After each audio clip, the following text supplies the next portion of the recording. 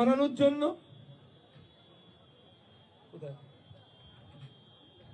একটা খুশির খবর দিই, আমাদের দলের প্রতিষ্ঠাতা বড় ভাইজান মাঠে আসছে।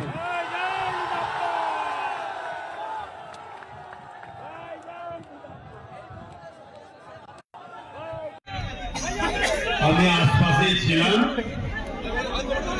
আমি পুরো প্রোগ্রামটাকে দেখেছি, খেয়াল রেখেছি। সবাই যদি মাঠে চলে আসে তাহলে বাইরে রাখতে দেখবে। আমি 5 বছরের ফল নওশাদ সিদ্দিকী এবং তার সহযোদ্ধা আপনারা সবাই আপনাদের চেষ্টায়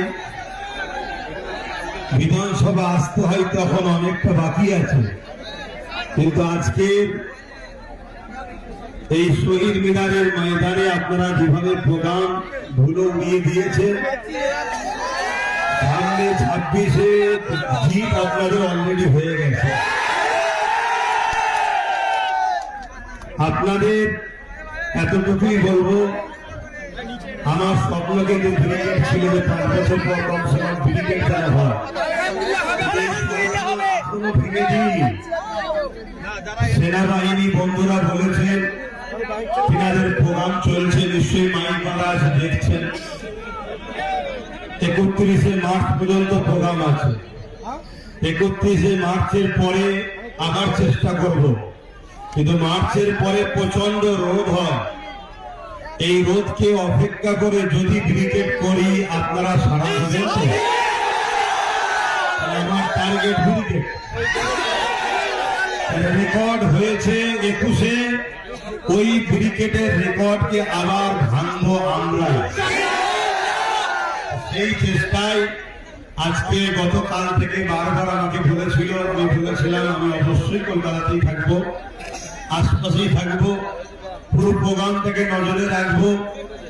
আমি দেখতে চাই যে নওশাদ সহ তার সহযোদ্ধারা 5 বছরে কি করলো, তবে কি করেছে বাংলার প্রতিটা অলিতে গলিতে কান পাতলে বোঝা যায়।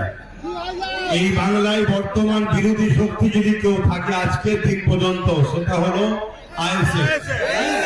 মিডিয়াতে হয়তো অন্য কাউকে বিরোধী শক্তি বানানো হয়, কেন রাজ্য সরকার বলেছিলেন তো বিজেপিকে ফন্ডে নিয়ে এসে লড়বো, তাই বিজেপিকে বিরোধী হিসাবে দেখানো হয়, কিন্তু হাকিকাতে বিরোধী বিজেপি নয়।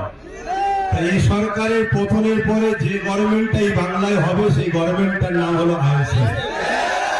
আপনারা যে শক্তিতে, যে মজবুতে দাঁড়িয়ে আছেন, আমি এতটুকু বলতে পারি, এই শক্তি, এই মজবুতে আর একটু যদি বিশ্বাসের সাথে ঐক্যবদ্ধ হয়ে আর একটুখানি যদি চাপ বাড়াতে পারেন, তাহলে আগামী দিন কিন্তু আপনাদের হাতেই বাংলা আসছে।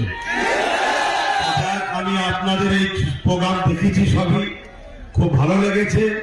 আপনারা এভাবে এগিয়ে যান। আমার সর্বদিক দিয়ে সহযোগিতা, দোয়া আপনাদের সাথে ছিল, আছে, থাকবে। আমরা ভারতীয়, ভিক্ষা নয় অধিকার চাই। আমরা ভারতীয়, কোন সংবিধান ছাড়া কোন দাদা দিদির কথা মানি না। সংবিধানের কথা যে দাদা দিদি বলবে, সেই দাদা দিদিকে মাথায় নিয়ে ঘুরবো।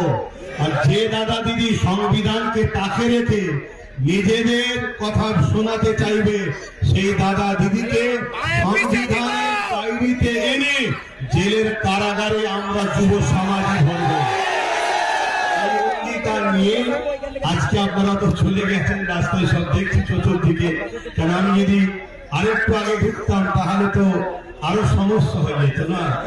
তো সেই জায়গায় যখন ভিড় কেটে গেছে, আমি আস্তে আস্তে বললাম এবারে চলো, যে একটু কমসে কম, কেন গতবারে নওশাদ বলেছিল আমরা 2 ভাই এক জায়গায় হবো। সেই কথাটা তো সত্যতা প্রমাণ রাখতে হয়। ভাই জালিমরা কোনো খোঁজে পাবে না, কোনো ভোট না পেয়ে বললো কই তার ভাই এলো না তো। মানে কিছু যখন উপায় থাকেন এটা বলবে, এতটুকু জেনে রেখে দিও, নওশাদের জন্য তার বড় ভাইয়ের জান আছে। দিকটা দেখতে হয়, এই দিকটা নওশাদ দেখছে। তোমাদের সব